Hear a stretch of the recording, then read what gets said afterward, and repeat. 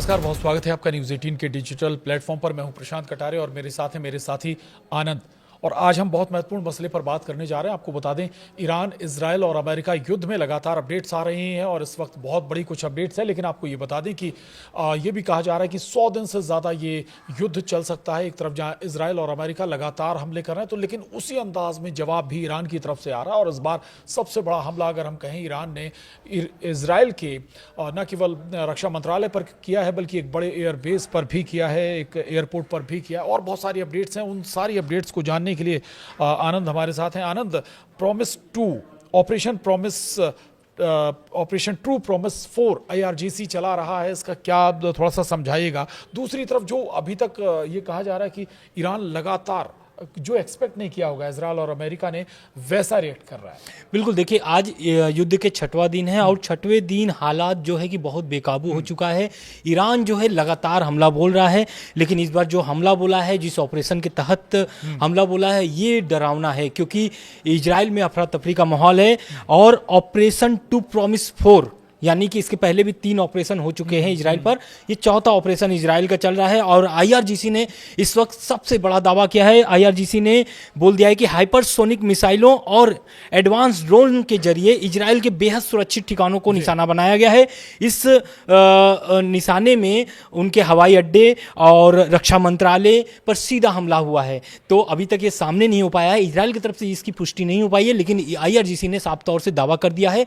ये दावा कर दिया है कि वहां पर बहुत बड़ा हमला बोला है हाइपरसोनिक मिसाइल के जरिए। साथ ही साथ मिडिल ईस्ट से जो एक और जानकारी आ रही है, यानी कि इजराइल से एक और जानकारी जो ये आ रही है कि ईरान ने सीधे सीधे इजराइल के मध्य में, यानी कि हम ये बोल सकते हैं यरूशलेम, तेल अवीव, उनके जो प्रमुख शहर हैं, वहां पर सायरन गुजने लगे हैं। इस बीच लोगों का बंकरों की तरफ दौड़ के भागते हुए नजर आ रहे हैं, यानी बंकरों में छुपते। तो ये भी कहा जा रहा है आनंद की इजराइल के दिल में अटैक किया है ईरान ने। वो क्या है, कौन सी मिसाइल दागी गई, कैसे क्या है, ये भी बताया जा रहा है। बैलिस्टिक मिसाइल का भी जिक्र हुआ है। यानी अब इजराइल के अंदर मध्य में घुस चुका है ईरान। बिल्कुल मध्य में घुस चुका है। और यरूशलेम और तेल अवीव, आपको भी पता है कि तेल अवीव में किस तरीके से इजरायलियों का, यानी वहां पे जो जनसंख्या है वो भारी तादाद में है।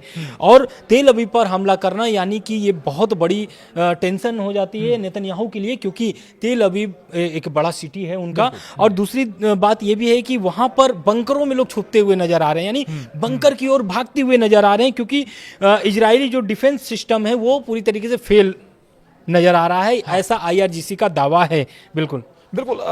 एक तो ये भी कहा गया कि करीब 9 एयरबेस, अमेरिका के 9 एयरबेस उड़ा दिए ईरान ने जब धमाका हुआ। जवाब में जहां जहां अमेरिका के एयरबेस थे। ये बताता है कि आखिर कैसे रिएक्ट कर रहा है ईरान। दूसरा, ये अबू धाबी के एयरपोर्ट पर भी बताया गया कि धमाका हुआ है। बिल्कुल, हाँ, आप सही कह रहे हैं। अबू धाबी में भी धमाका हुआ है। इजराइल के साथ साथ एक तरीके से हम ये बोल लें कि पूरे मिडिल ईस्ट में तबाही मचा कर रखा हुआ है ईरान। इसलिए ईरान मचा के रखा हुआ है, वो पहले ही बोल चुका था। यानी कि जो पूर्व सुप्रीम लीडर थे आयतुल्ला अली खामनेई, उन्होंने साफ तौर से बोल दिया था कि ईरान के एक भी क्षेत्र में अगर हमला होता है तो इसका भुगतान पूरा मिडिल ईस्ट करेगा। आज वो तस्वीर जो कि साफ नजर आ रही है। अबू धाबी में पाकिस्तान और नेपाल के 6 नागरिक इसमें घायल हुए हैं। अबू धाबी के ICDA 2 इलाके में आज उस वक्त दहशत फैल गई जब एयर डिफेंस सिस्टम के दुश्मन के ड्रोन्स को हवा में ही मार गिराया गया। इसमें एक लाइन और जोड़ रहा हूँ, अजरबैजान का भी इंटरनेशनल एयरपोर्ट जहां पर धमाका हुआ है बताया जा रहा है। बिल्कुल, यहाँ पर भी धमाका हुआ है। और यहाँ पर धमाके के बाद से अफरा तफरी का माहौल है, क्योंकि यहाँ पर इंटरनेशनल जो एयरपोर्ट है, पहले से ही देखिए मिडिल ईस्ट में बहुत सारे देशों ने अपने एयरबेस को, एयरलाइंस को बंद कर दिया है, लेकिन कुछ इंपॉर्टेंट जगहों पर इस तरीके के आवाजाही अभी शुरू है। लेकिन अजरबैजान में भी इंटरनेशनल एयरपोर्ट पर निशाना बनाया गया है, जिसके लिए एक तरीके से पूरी दुनिया में हड़कंप मची हुई है, क्योंकि ये हमला एक तरीके से सीधे सीधे जनता पर हो रही है। बिल्कुल। और यहाँ पर धमाके जो हुए, यहाँ पर 2 धमाके हुए हैं अबू धाबी में। बिल्कुल बिल्कुल एक बात और निकल कर आई है, एक तो ये कि ईरान लगातार हमला कर रहा है, अमेरिका के टैंकर को भी टारगेट किया गया।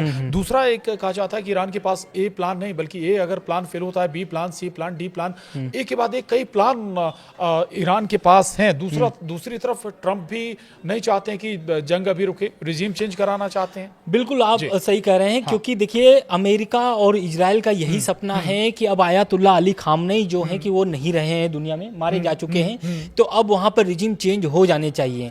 हालांकि कल खबरें जो सामने आई है कि ईरान के जो नए सुप्रीम लीडर हैं वो आयतुल्लाह अली खामनेई के बेटे यानी कि मुस्तफा खामनेई साहब बन गए हैं अब सुप्रीम लीडर।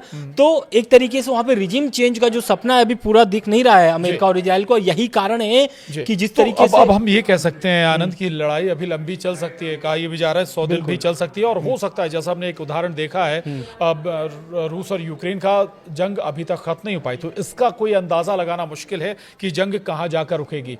वक्त इतना ही है आज के लिए। नमस्कार। नमस्कार, धन्यवाद।